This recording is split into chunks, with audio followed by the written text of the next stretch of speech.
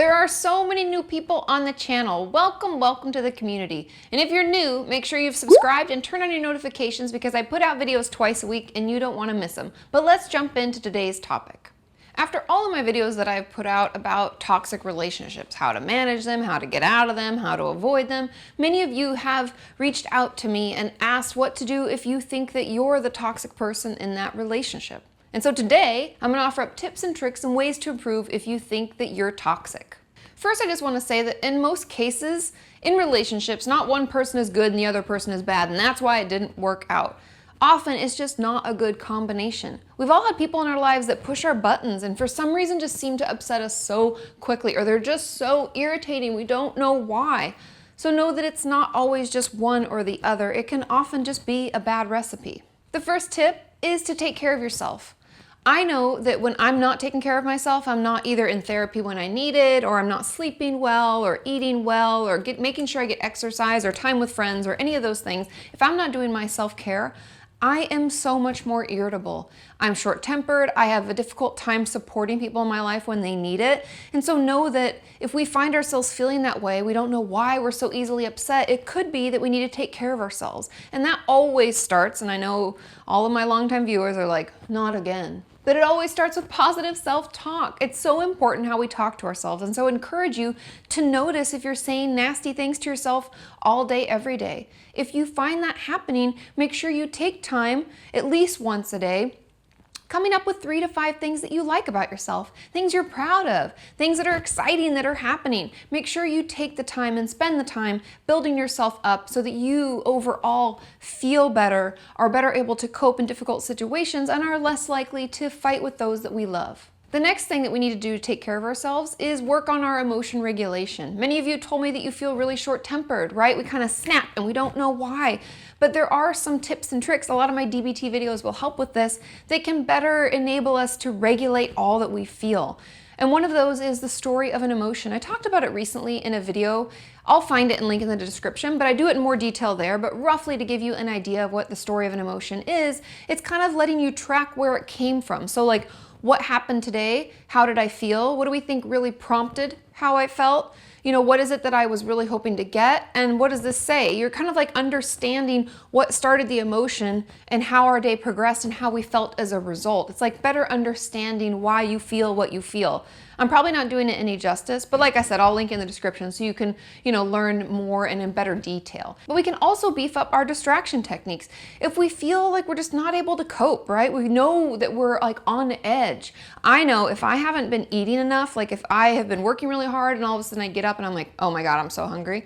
I don't want to talk to anybody. And I actually will like give Sean the silent treatment because I know that I'm going to be mean. And it's not because I'm actually mad. It's just because I'm not taking care of myself. And so I'm short-tempered, and so I will do other things to distract me while I wait for my food to cook. So making sure that you know how you feel and why you feel what you feel, and then put together some distraction techniques that work for you. This could be going for a walk, petting a dog, painting your nails, taking a bath, taking a shower, cleaning your house, organizing your closet. I've heard from a lot of you like doing that one. Coloring, listening to music. Any number of things. Distract when you're feeling that you're on edge, because once we've done that and we finally have distracted and we're out of that like emotional zone, then we can start talking and then we can figure out where it came from and why. Because if we don't distract during that like really volatile time, it's during that we actually harm our relationships. We can say things we don't mean and that we can't take back. And the next tip for taking better care of ourselves is getting professional help when we need it. There's no shame in being in therapy. I've been in therapy off and on since I was 15, and I find it extremely beneficial. Therapy helps me look back on past experiences and past, maybe bad relationships or relationships gone wrong, and it can help me better see my role in it. Because as you know, a relationship always involves 2 people, right? And so if we can better understand what our role was in it, then we can hopefully make sure that we don't repeat that in the future. Therapy can be so helpful. Get it if you need it. Now, the second tip on how to improve is to pick relationships worth investing in. And I say that because I know personally my friends and other clients of mine will go back to an unhealthy relationship and hope that then it will be different because they're wanting to work on it. But remember, relationships take 2 people. Both people have to be completely invested in the improvement for any improvement to occur. Okay? I just want you to hear that, because unhealthy relationships, if we're always having conflict with this person and they're always driving us crazy and it just has, from the get, has been really hard, that might be a sign that that's not the best relationship for us. And so just maybe, stop trying to force it and instead put your energy into the relationships that are actually worth it. And I would encourage you, if you feel like, well, most of the people in my life I've always had conflict with, maybe we need to look for new, healthy people with full lives, with a lot of social interaction, a lot of things they're doing. Try to connect with them. This not only leads us to finding other people as well, but it can be a great resource and a great role model for us to look to see what, a quote unquote healthy person looks like and what healthy relationships can look like, because maybe we haven't seen that before. Maybe we don't really know what it looks like. And so we find ourselves repeatedly in unhealthy situations, not because we're necessarily creating them, but we honestly just don't know better. And my third tip is clear communication. This is so pivotal to any and all healthy relationships. And that starts off with healthy boundaries. In order to have a healthy relationship, we need to let them know what's okay and not okay. And we need to be able to set those up and know that it's okay to say no.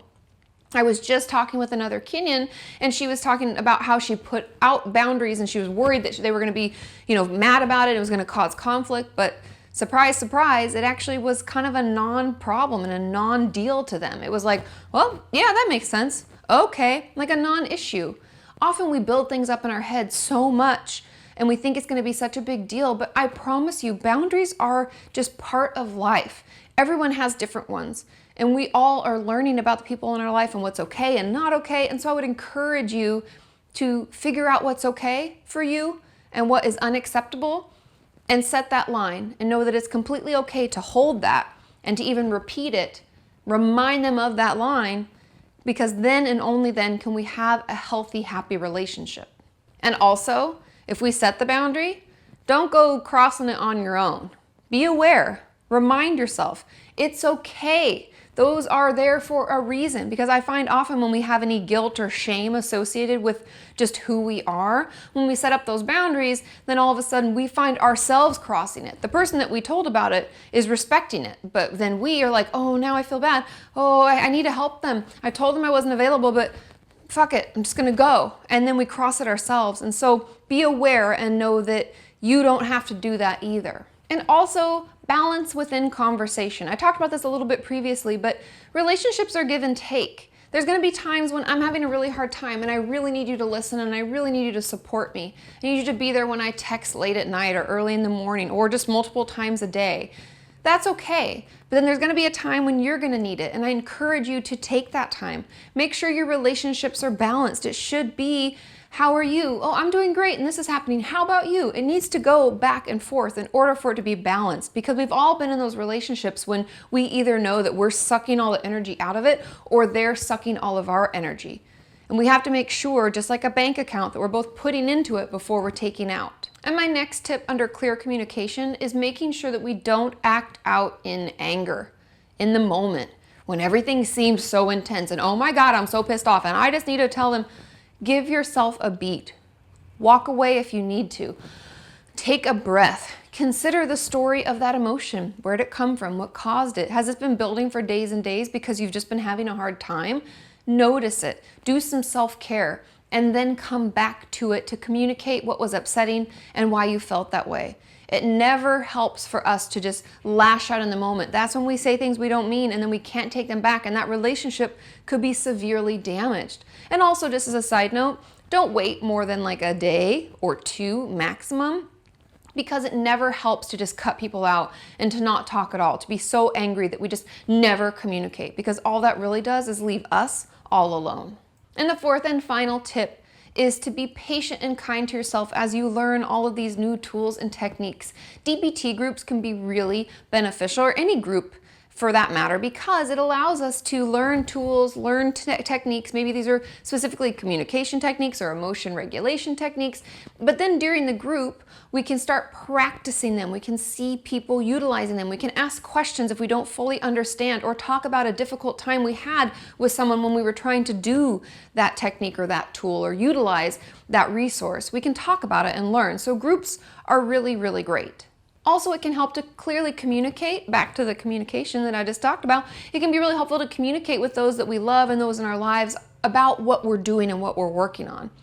Letting them know that, hey, I know that I can be really volatile. I know that I've ruined some relationships in the past, and so I'm really working to improve, and here's what I'm doing. We need to let them know what's happening so that they can better understand why maybe we're acting differently, or why maybe we're not as talkative, or we're walking away. It's best for them to understand, because then they can work to support us instead of fight against us.